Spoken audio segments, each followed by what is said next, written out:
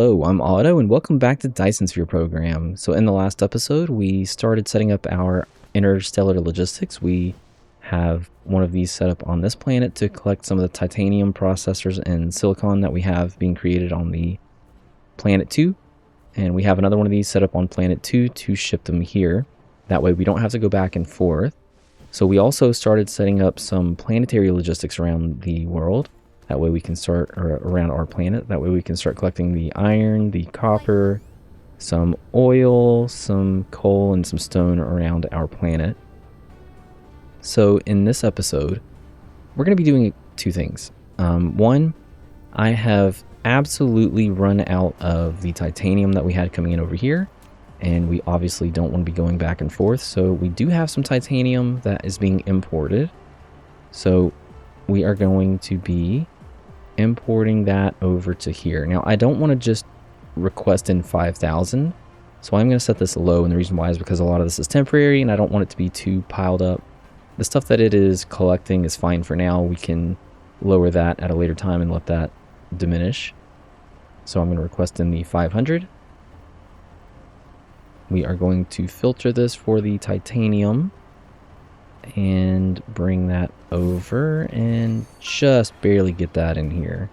That way we can continue making our yellow science. I would also like to start collecting some of the hydrogen. We do have a bit piling up because we are not researching anything, and we're going to need that soon for converting to deuterium. So I'm going to drag that in here and set that to hydrogen. We're really close to being able to really not have any more hydrogen problems, but we are going to, like I said, start collecting this. Same thing, I don't really need much, maybe 1,000. That way we're not completely taking away from our sciences. So I'm also going to kind of collect a few more things, and then we're going to set up our first build for the mid-game. Alright, so we are back on the other side of the world where I created this large area to start making some of our builds, and I will need to get some power in here at some point, but for now we can start to set this up. Alright, so we did determine that we were going to have a certain structure when setting this up. We have the tropic line right here. It is not a bold line, so you will have to kind of pay attention to where things are being a little funny. And then the equator is over here. That is a nice thick line. So we could actually just start from there. So if we're starting from here, we needed to go... so this is going to take up 3 of the hardline squares. That is the large section squares here. And we need to go into the middle of the second one in. So 3 of the soft lines in. So that is going to go here. And then another one, which is going to go kind of in just the next available slot. And then same thing, next available slot, which is the 3rd soft line from the tropic line here. So we're going to start with this one. And we're not going to set any filters, but we are going to go ahead and add or click in this arrow and this one that will allow us to kind of just automatically set things up. And so the way that we're going to do this is we need to be very careful because in between these two, there's not quite a center. It is kind of mixed between these 2 slots here. So we do want to be careful about invading into the other side.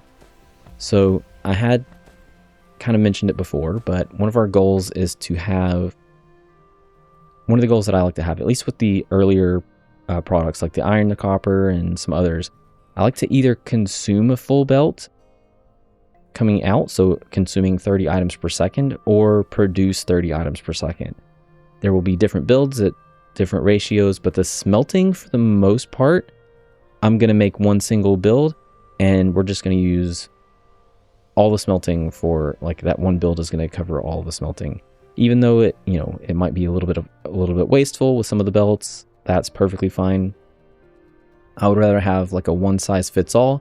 And the nice thing about this blueprint is it is upgradable as well. So if we upgrade to different smelters, this will accommodate that. And there's not really much else to upgrade. So mostly just the crafting machines. We have all of the sorters and the belts and stuff like that that we will need. Okay, so me personally, I like to try to keep things a little bit symmetrical, and something else that I like to pay attention to is not just symmetrical.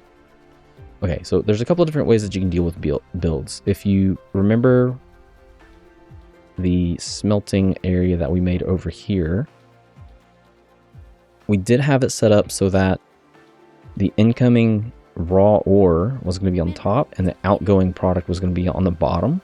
We could certainly continue to follow that, and that would make this, like, setting this up a bit easier. So for instance, if we had incoming material, which I am going to have as slot 2, the reason for that is I like to have whatever I'm producing on top. So let's say that I was producing iron, then I would have iron ore be the second thing in the list. Or let's say that I had, where's the titanium alloy? I would look at the ingredients and then go, okay, that is titanium, that is steel, and sulfur. So kind of like that. That way it's just easy to determine what it is that I'm making. Whatever that is would be on top. But I am not going to have these settings, and the reason why is because, like I said, we want to make a blueprint out of this and something that we can just kind of use. So I'm completely indifferent to this. I am going to, however, set it up in a way that we have the incoming item on the top. And if you recall, we're going 10 of the hardline blocks out. That's 1, 2, 3, 4, 5, 6, 7, 8, 9, 10. So I'm going to take this all the way to the end. And from there, I can place my first smelters, which I'm going to start from the back side. That way I can make sure to get all of them in.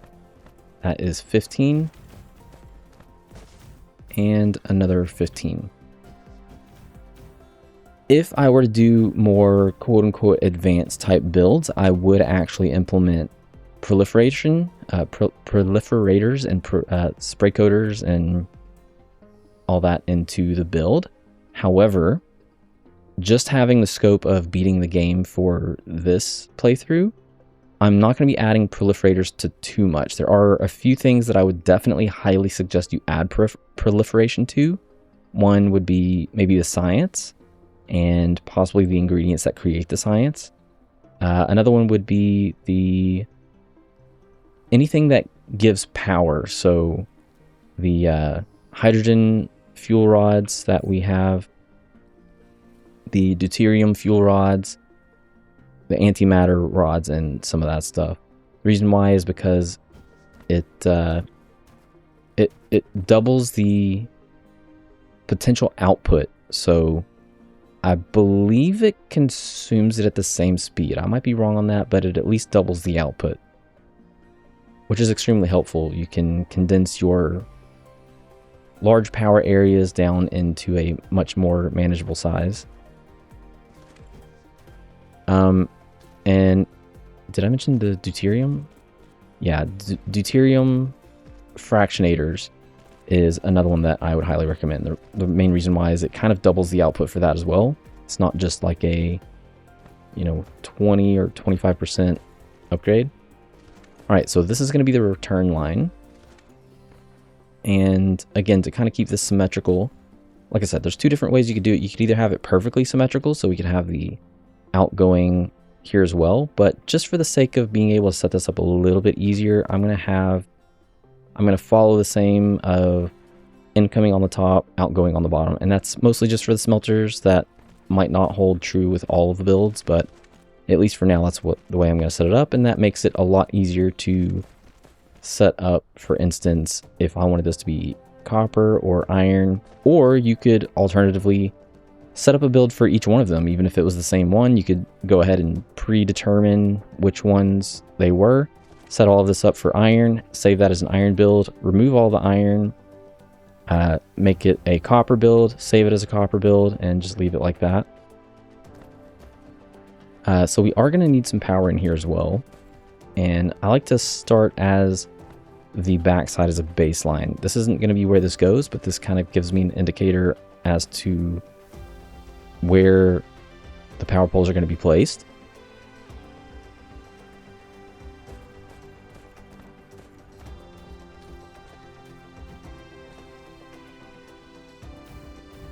So that is where my first set of power poles will be.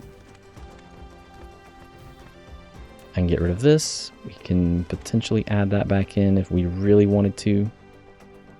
That way it is kind of lined up. But I won't be saving the backside as the, like in the blueprint. I'll be saving the rear end. Okay, so we're going to have more incoming, which is going to wrap around the poles. That's going to be my second slot. That will go all the way down.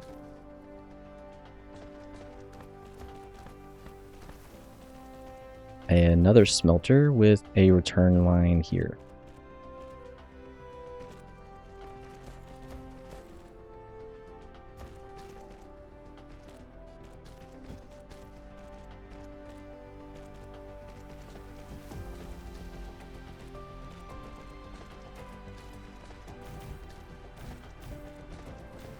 Okay, so that is generally how this is going to be set up. And before I continue filling in some of this, one thing that I do like to do is I actually, I don't set the whole thing up right away.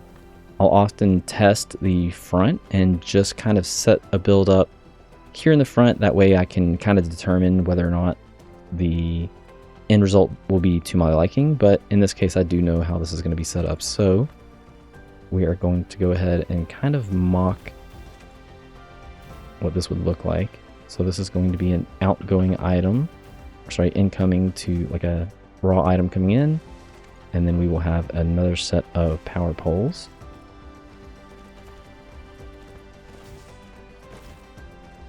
We will have a return line here and another one that is coming out. Let's get these set up, make sure that they are lined up right.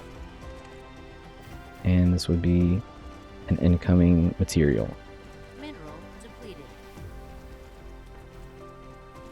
Okay, so the reason why I had it set up like that, and again, you might choose to have it actually be symmetrical. So you might have like a return line, and then an incoming ore, incoming ore, incoming ore, incoming ore, and then a return line here and a return line here. It's really up to you, but the reason why I'm doing it this way is it makes it a little bit easier to set up. So what I mean by that is I'm going to actually have the incoming sorter be a Mark III and the outgoing sorter be a pile sorter. The reason why is this can actually pile up, and these will not be this line will not be able to pile up until we basically beat the game and get into the endless research science.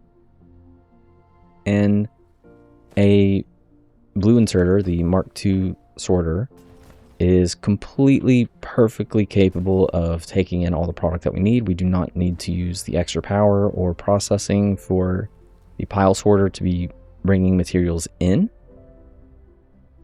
And I believe this could also use a Mark II sorter, even with the upgraded smelters that we get later in the game.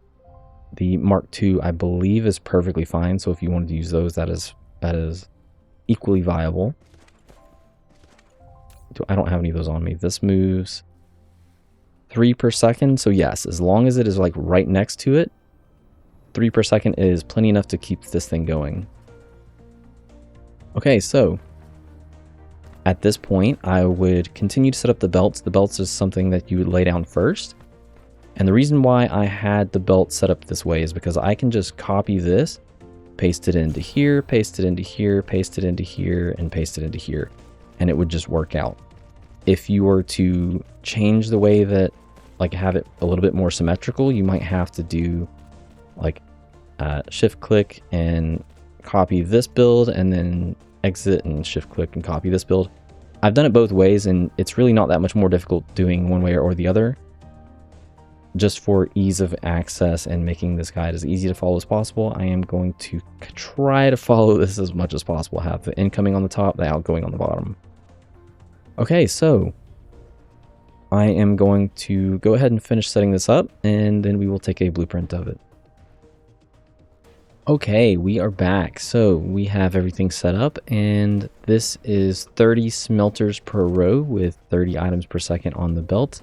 And I did notice that I did not have the blueprint capacity to be able to do this, to make this blueprint. I was sitting at 300, so I have since researched the 900 and the 3600. which will be popping up any minute now. But we can go ahead and take a copy of this. I'm going to Control C. We're going to start in the corner and just cover the entire thing. Yes, we are now there. All right, so I'm going to call this blueprint 10 because it is the 10th one in my list.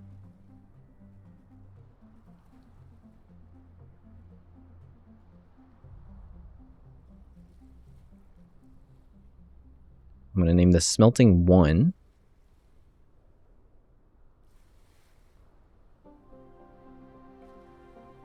Version 1, and we are going to go with 2 icons. I want the main one to be the smelter, and that's pretty important because you want to make sure that you know which one we're doing.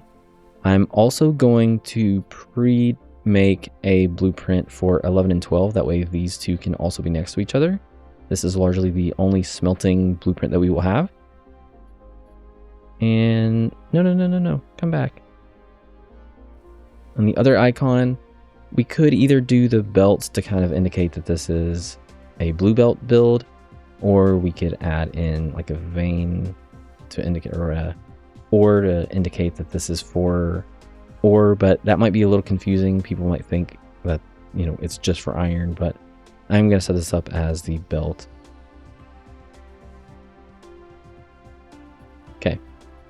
And we are good to go, I believe. We're going to use this now.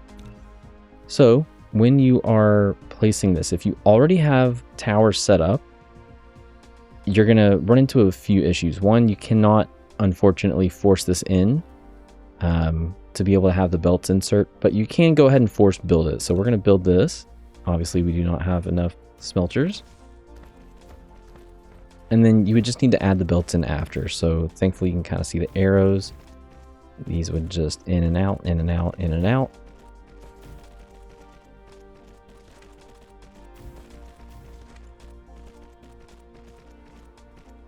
Easy enough, something like that. You can also see that there is a little space here. Okay, I am not going to finish this. I'm not going to lay this out completely. I'm going to remove this because I do want to show an alternate way of making the blueprints, and I want to have most of these. Actually, in between deleting this, I'm actually going to go grab some more smelters because I do want to kind of show how these would work together. Okay, so I got some extra smelters, and so another thing that I wanted to do was kind of show how the builds could be different. So if you recall, when we were setting up our original smelters, we followed the lines here. So we followed this like soft line and the hard line here. So I wanted to kind of show like what it would be if we did that. We could actually squeeze in 5 of these, and we would probably follow something similar. We would have incoming on the top. So let's say incoming here, outgoing. I'll make that a little bit shorter so that we know for sure. Incoming, outgoing, incoming, outgoing, incoming, outgoing. I know, you love hearing me repeat that. Just kidding. So it would look something like this. We have 10 belts, and we have 12 slots here, but we would probably want to keep this somewhat symmetrical. So we would have this come in and maybe do something like this. And then this one would come in and do something like that. These other ones would then have to be in a weird, awkward position. And then these could be kind of normal. And then for the last ones, we would need to use the backside. So this would be coming in from 2. And would probably look something like that. But the downside is we have no room for power poles. So following this line, we are going all the way to the backside. And we're just going to see how much room we can use if. Again, we're going to line that up. And then we're going to tab to create these slots in between. I'm going to skip a space again here. and we're going to see how far we can go. We could actually go basically the full length minus 3. So this would be 1, 2, 3, 4, 5, 6, 7, 8, 9, 27. So again, this would be like a can't really consume a full belt, can't produce a full belt, which is perfectly fine.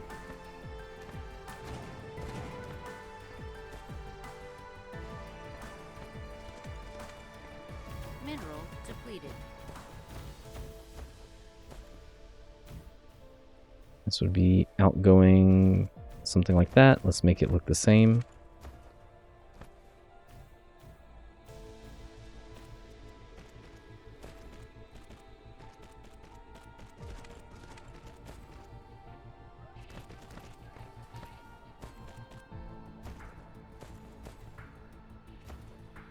Did I filter this? I didn't. I did. Okay, perfect. And this one was not filtered. All right, so that's filtered for 2. This one is filtered for 2.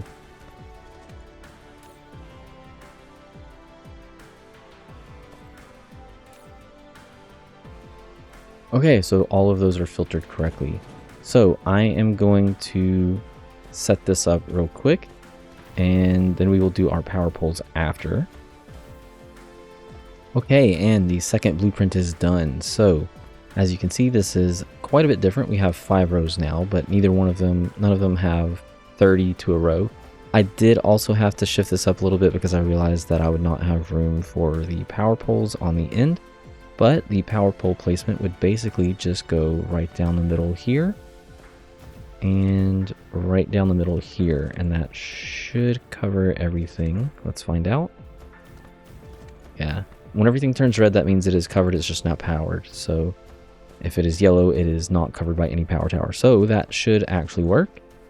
There might be some weird situations where something like this wouldn't work on like a tighter angle, but this is on the edge. So the reason why I wanted to show this one too is because if we copy all of this, we can see that the last build had 120. This one has 135, so it is more, quite a bit more facilities. I believe the other one had 1,100 and something. This one has 1,426. But one nice thing about this build is if we were to line this up next to the other one,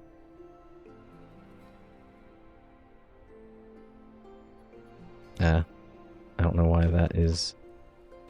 Oh, I missed a belt earlier. All right, whatever.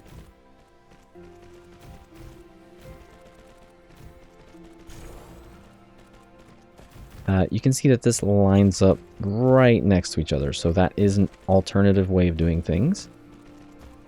I will make a blueprint out of this one too. I don't really... Let's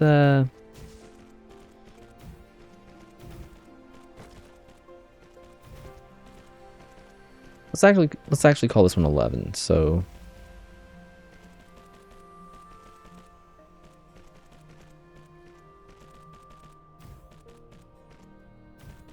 smelting alternate.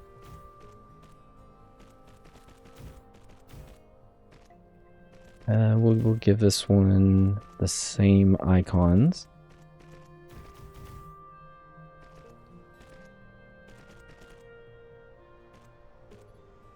And save blueprint. Where did my other one go? Did I not save it? Oh no. Well, that's unfortunate. I will have to recreate that. Not a big deal. Oh, there we go. As you can see, this one is already not lining up. Okay, so we're going to amend this blueprint. Abort, abort. So what we're going to do is we are instead going to slightly shift the power poles. See, it's good to test things. Alright, so what we're going to do is we are going to delete all the power poles.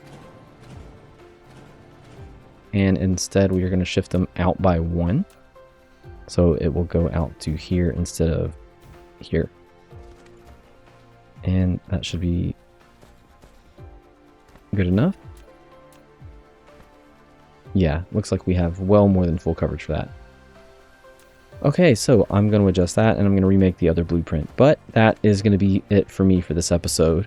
So starting with this episode, there's going to start being a bit more of a time gap in between some of the episodes. Also, I'm not going to be using this blueprint. I'm going to be using the other one. I don't know. You know what? Never mind. The reason why I like the other one is just because I like the visuals and the idea of consuming a full belt or producing a full belt. So yes, I will be using the 120 versus the 135. But I will have them both posted just in case. I'm not always going to make an alternate, but every now and then when it makes sense, I will kind of maybe show off an alternate way of doing things. That way you're not just kind of pigeonholed into one way of doing it. So in between this episode and the next episode, I'm actually going to be placing a lot of these builds down. So I will have multiple builds strung out in this area. Starting out, we're going to have just one of each. So I'm going to have one iron, one copper, one magnet, one glass, one stone brick, one energetic graphite, and that's 6 that would cover basically this entire area. And I might just go ahead and do the titanium and silicon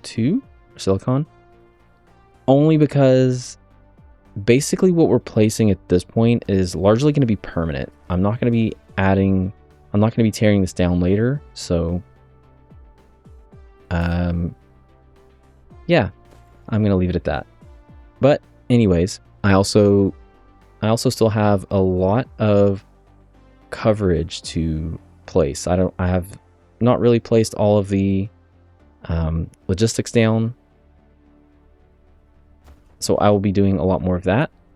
I also haven't turned one of these on, but again, this is just, as simple as once we get the power poles placed properly, just as simple as, okay, I want this to be iron, shift click that, drag, tab, and then all of these you could just boom, boom, boom, set it all up like that.